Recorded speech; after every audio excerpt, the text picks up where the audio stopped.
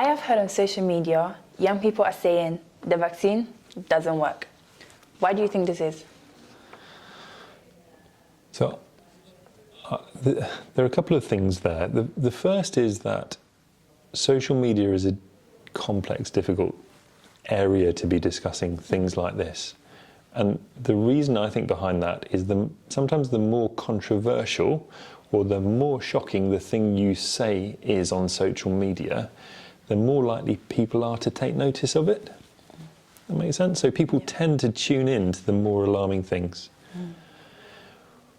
And so I think there's something about that, because if you say this big national vaccination programme, it's all nonsense, you can develop a conspiracy theory and people start to listen to it because it sounds shocking, and then more people tune into it, and that sort of snowballs.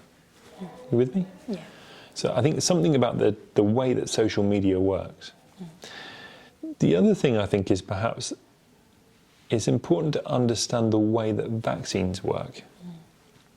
So the way that a vaccine works is it just sort of helps to prepare your immune system, so the part of the system in your body for fighting infections off, to make it as ready as possible and as good as possible at fighting off this infection if it comes across it. And it does that by helping prepare it and exposing it, but it's not foolproof. So it isn't supposed to be a 100% barrier and never can be.